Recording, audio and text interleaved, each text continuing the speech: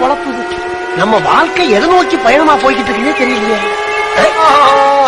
Hello மக்களே, boys vs கேர்ள்ஸ்னு போட்டா சண்டை பிச்சுக்கும், கண்டென்ட் நிறைய கிடைக்கும்னு நினைச்ச நம்ம பிக் பாஸ் டீம் இப்போ கோடு கீடுன்னு பேசி பாருங்க கும்மின்ற நிலைமைக்கு வந்துட்டாங்க. ஏன்னா நம்ம மக்கள் கொடுத்த கண்டென்ட் அப்படி. இதுக்கு மேல கோடும் கிடையாது கீடும் கிடையாது, ஒன்னா விட்டாலாவது சொச்சம் இருக்க காலத்துல கண்டென்ட்டை கொடுத்து இருக்கிறதுலயே மொக்க சீசன் இதுதான்ற பேரை மாத்தி கொடுத்துடுங்கன்ட்டு பிக் பாஸ் கதறது கண் எதிரே தெரிகிறது. Please help me. Please help me. Monday என்ன நடந்ததுன்னு பார்த்தா ஃபர்ஸ்ட் எடுத்த உடனே ராணவ் தர்ஷிகா ட்ரெஸ் அயன் பண்றத பார்த்துட்டு இருந்தாங்க. நீ நினைக்கிற மாதிரிலாம் ஒண்ணும் இல்ல.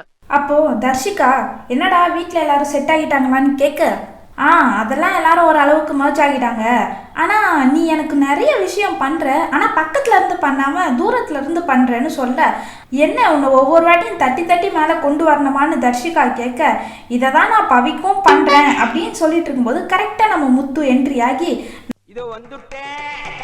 நானும் எவ்வளவோ சொல்கிறேன் ராணவ் ரொம்ப நல்ல பையன், அவனுக்கு ஒரு வாழ்க்கையை கொடுன்னு எங்கே கேட்குறாங்க. அடுத்ததா இந்த ஸ்கூல் டாஸ்க்ல தாடி மீசையை எடுத்ததும் எடுத்தாங்க, கூடவே அண்ணன் அவரோட கோவத்தையும் எடுத்து கழட்டி வச்சுட்டாரு போல. யாரை சொல்றேன்னு கேக்குறீங்களா? நம்ம தீபக் அண்ணனை தான். ரொம்ப பவ்யமா கேப்டன்ஷிப்பை ஏத்துக்கும் போது பேசிட்டு இருந்தாரு. அதுக்கப்புறம் இது எதுக்கு இவங்க இன்சார்ஜ், அதுக்கு அவங்க இன்சார்ஜ், எதுக்கும் யாரையும் இன்சார்ஜ் பேசிட்டு இருக்கப்போ இவங்க எல்லாரையும் வேலை செய்யறாங்களான்னு பாக்குறதுக்கு சௌந்தர்யாவை செலக்ட் பண்ணாங்க. கடமை கைக்கு வந்ததும் காத்தாறு வெள்ளத்தை இதுக்கு மேல அணை போட்டு தடுக்க முடியாதுடான்ட்டு களத்துல இறங்கிட்டாங்க நம்ம சவுண்டு. அடுத்ததா விஷு அண்ட் தர்ஷு, இவங்க ரெண்டு பேரும் பேசிட்டு இருக்கும்போது விஷால் கேட்டாரு, என்னடி உனக்கு ஓகேவா அப்படின்னு கேட்க, எனக்கெல்லாம் ஓகேதான், உனக்கு ஓகேவான்னு கேட்கும்போது எனக்கு இங்க பிடிக்கவே இல்லை, எல்லாரும் வந்து இருக்கா இல்லையான்னு திரும்பி கேட்கறதுனால எனக்கு சுத்தமா பிடிக்கல அப்படின்னு சொல்லிக்கிட்டு இருந்தாரு. இதுல மேட்டர் என்னன்னா தர்ஷுவுக்கு இருக்குன்றது பச்சையா தெரிஞ்சிச்சு, பட் விஷாலுக்கு விஷயம் இருக்கு ஆனா இல்ல. நம்ம ஆனந்தி அக்காவும் பவி அக்காவும் உட்காந்து ஜெஃப்ரியை பத்தி பேசிட்டு இருந்தாங்க.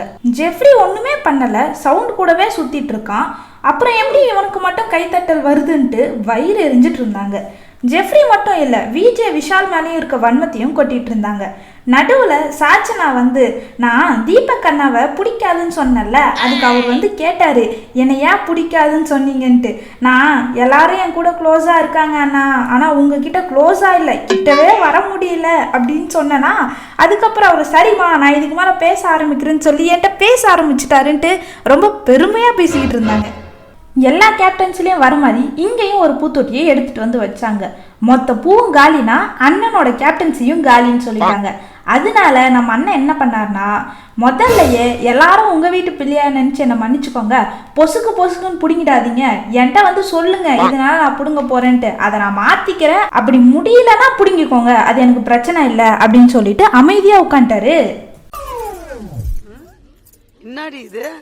அடுத்ததா நாமினேஷன். ஆனந்தி டைரக்ட் நாமினேட்டா ரஞ்சித்தையும் சத்யா ஜாக்லினையும் நாமினேட் பண்ணாங்க. கடைசியா யார் யார் நாமினேட் ஆயிருக்காங்கன்னா ரஞ்சித், ஜாக்லின், சாச்சனா, சிவகுமார், சத்யா, ஆனந்தி, விஷால், அன்ஷிதா, ராயன் மற்றும் மஞ்சரி. இதுல அன்ஷிதா 5 ஓட்டும், போன வாரம் தலைவியா இருந்த மஞ்சரி 8 ஓட்டுகள் பெற்று முன்னிலையில் உள்ளார். அடுத்ததா ஆஃப் பாயில் டாஸ்க். ஒரு ஆஃப் பாயிலுக்கு 500 வீதம் 17 பேர் சரியா ஆஃப் பாயில் போட்டு விட்டாங்க. இரு மொத்தம் 18 ஆமா 18 தான். யார் அந்த ஒருத்தர்னு பார்த்தா நம்ம சவுண்டக்கா. ஆஃப் பாயில போட சொன்னா ஏணி மேலே ஏறி உட்கார்ந்து போடுற மாதிரி போட்டு ஆஃப் பாயிலை உடைத்து விட்டார். அதன்படி லாஸ்ட் சீசன்ல வந்த மாதிரி டிஸ்பிளேல காட்டின பொருட்களை சூஸ் பண்ணி எடுத்துக்கிட்டாங்க. ஆனா இங்கேயும் நம்ம செல்ல குழந்தை சாச்சனா தேவிக்கு சண்டை. இந்த பீஸை சோறு விஷயத்துல மட்டும் சமாளிக்கவே முடியலப்பா. நமக்கு சோறு தான் முக்கியம்.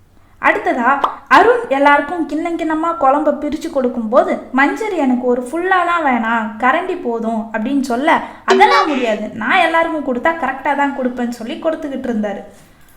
இருந்தாலும் கடலமுத்து ரொம்ப ஸ்ட்ரிக்ட்டுப்பா. அருணுக்கு என்னன்னா பொசுக்குன்னு வந்து இன்னொரு கரண்டியை கேட்டால் என்ன பண்ணுறது அப்படின்ற ஒரு பயம். நீங்கள் உள்ளே வராதிங்க முத்து, உங்கள் ஃப்ரெண்டுன்றதுனால நீங்கள் உள்ளே வராதிங்க அப்படின்னு சொல்ல, அதையே நான் வரக்கூடாது, நானும் ஹவுஸ்மேட் தான், இந்த அரிசியில் என் பேரும் இருக்குன்ட்டு அவர் உள்ளே வந்து சண்டை போட ஆரம்பித்தார். அதுக்கப்புறம் இந்த பிரச்சனையை சால்வ் பண்ணுன்றதுனால உட்காந்து பேசிக்கிட்டு இருந்தாங்க. அப்போ எங்கிருந்தோ நேராக வந்து சாச்சனா பக்கத்தில் நிற்க, அப்படின்னு தலையிலே அடித்து அனுப்பி விட்டார். அப்புறமா சமாதானப்படுத்தி சமரசமாக்கி அனுப்பி விட்டார் நம்ம கேப்டன். இதுதான் மண்டேவோட சம்பவங்கள். அடுத்ததாக டியூஸ்டேல என்ன நடந்துச்சுன்னு பார்த்தோன்னா, ஃபர்ஸ்ட் எடுத்த உடனே நம்ம கேப்டன் தீபக் ஒரு சில சொற்பொழிவுகளை நடத்திட்டு இருந்தார். அந்த பீஸும் கேப்டன்சி வாங்கினதுலேருந்தே சாந்த சுரூபினியாக மாறிடுச்சு. அடுத்ததாக சாச்சனா சாப்பிட்டுட்டு இருந்தாங்களா, அப்போ பிக் பாஸ் மைக்கை ஒழுங்காக போடுங்க சாச்சனான்னு சொல்ல தீபக் குடுகுடுன்னு ஓடி வந்து, முத்து நீ தான் பக்கத்தில் உட்காந்துட்டு இருக்க, ஸோ உனக்கு தான் டாஸ்க் பண்ணு வா அப்படின்னு சொல்லி கூப்பிட்டுட்டாரு. அதை பார்த்து கெக்க புக்கன்னு சிரிக்க, சாச்சனா சிரிக்காத சாச்சனா, உன்னால தான் அவர் டாஸ்க் பண்ணிட்டு இருக்காருன்னு சொல்ல, யோ சிரிக்க கூட கூடாதா, நான் என்ன வேணும்னு நான் சிரித்தேன், சும்மா தானே சிரித்தேன், அப்போ நான் சிரிக்கக்கூடாதா அப்படின்ட்டு அவங்களால முடிஞ்ச எஃபர்ட் போட்டு ஒரு சண்டே ஆரம்பிக்கலான்னு பார்க்குறாங்க. ஆனால் அந்த பக்கம் இருக்கிறது யாரு, நம்ம சாந்த சொருகினியாச்சே, நீ என்ன சொன்னாலும் நான் சண்டை போட மாட்டேன், நான் வந்து ஒரு அமைதியான பீஸ் அப்படின்னு சொல்லிட்டு சண்டையே போடலையே. எவ்வளோக்கு எவ்வளோ முடிக்க முடியுமோ அவ்வளோக்கு அவ்வளோ சமாதானமாக முடிச்சு விட்டாரு நம்ம கேப்டன். அடுத்ததான் மஞ்சரி அண்ட் சௌந்தர்யா தனியாக பேசிகிட்டு இருந்தாங்க. என்னன்னு பார்த்தா மஞ்சரி, நான் ஏதோ பொய் சொல்கிறேன்னு சொன்னியேம்மா, என்னம்மா நான் அப்படி சொல்லிட்டேன்னு கேட்க, நான் எப்போ சொன்னேன், அப்போ சொன்னியே, ஓ அதுவா, எனக்கு அப்படி தான் தோணுச்சு, அதான் நான் அப்படி சொன்னேன், அதான் என்ன சொன்னேன். உடனே குடுகுடுன்னு ஓடி வந்து விஷால்கிட்டையும் ரயான்கிட்டையும் பேசிகிட்டு இருந்தாங்க. டே இந்த மஞ்சரி பொய் சொன்னதே இல்லையாடான்னு கேட்க, பொய் சொல்லுவாங்களான்னு தெரியாது, ஆனால் மாற்றி பேசுவாங்கன்னு மட்டும் தெரியும் அப்படின்னு சொன்னாங்க. ஏன்டா ஒன்று கூடவாடா சொல்லலை அப்படின்னு சொல்லி கேட்கும்போது விஷால் ஒன்று சொன்னார். லாஸ்ட் வீக்காக பர்ஃபி மேட்டரில் உள்ள ஃப்ரெண்டுன்னு சொல்லிட்டு வெளியே வந்து நான் சொல்லவே இல்லைன்ட்டு சமாளித்தாங்க அப்படின்னு சொன்னோடனே, இது ஒன்று போதுமே அப்படின்னு சொல்லிட்டு இதுக்கு மேலே என்ன பண்ணுறேன்னு மட்டும் பாருன்ட்டு ஆவேசமாக எந்திரிச்சு போனாங்க சவுண்டு. அடுத்ததாக தர்ஷிகா வந்து ஆனந்திக்கிட்டையும் பவிக்கிட்டையும், அன்ஷி ரொம்ப பண்ணுறாப்பா, பேசினா கூட பேச மாட்றா, முகம் கொடுத்து பேச மாட்றா, சாப்பாடு எடுத்துகிட்டு போய் கொடுத்தா கூட வாங்க மாட்றா, நான் தான் எல்லாரும் ஒன்றுன்னு நினச்சிட்டு இருக்கேன் அப்படின்னு நினச்சி தர்ஷிகா கோவப்பட்டுட்டு போயிட்டாங்க. ஆனால் தர்ஷிகா போனதுக்கப்புறம் தான் ஆனந்தியும் பவியும் ஒரு முக்கியமான கேமை ஸ்டார்ட் பண்ணாங்க. லாஸ்ட் சீசனில் ஒரு பையனுக்காக 2 பேர் அடிச்சுக்கிற மாதிரி இப்போவும் அடிச்சுக்கிறாங்களோ அப்படின்ற ஒரு வார்த்தையை விட்டாங்க. இவ்வளோ நேரம் பேசின தர்ஷிகா இந்த மாதிரி ஒரு வேர்டு கூட யூஸ் பண்ணல. பட் ஆனந்தி அக்கா புதுசாக ஒரு ரூட்டை போட்டு போயிட்டு இருக்காங்க. அவனை சொல்லி நிறுத்துங்களேன்டா. போனது மட்டும் இல்லாமல் உடனே குடுகுடுன்னு ஓடி போயிட்டு அன்ஷிதா கிட்ட போயிட்டு, உனக்கு எதனா விஷால் மேலே இருக்காமான்னு கேட்க, அவங்க நான் அப்படிலாம் எதுவும் பண்ணலையே, அவன் எனக்கு ஒரு நல்ல ஃப்ரெண்டு தான் சொல்லி சோழியை முடிச்சிட்டாங்க.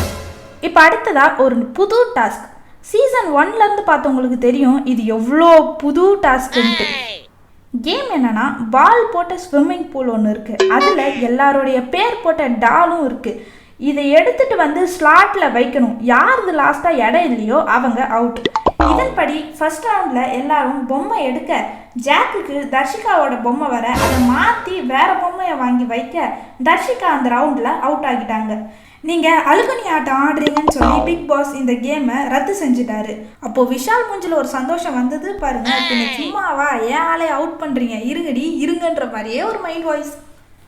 அடுத்த ரவுண்டில் லாஸ்ட்டாக நின்னது சவுண்டோட பொம்மை தான். ஸோ சவுண்ட் அவுட் ஆயிட்டாங்க. இப்போது ரவுண்ட் 3 இதுலேயும் அடிச்சு பிடிச்சி மோஸ்ட்லி எல்லாரும் எடுத்துகிட்டு போய் வச்சுட்டாங்க. பட் லாஸ்ட்டாக ஜாக் கையில் தீபக் பொம்மையும், மஞ்சரி கையில் ஜாக்கோட பொம்மையும், அன்ஷிதா கையில் மஞ்சரியோட பொம்மையும் இருந்துச்சு.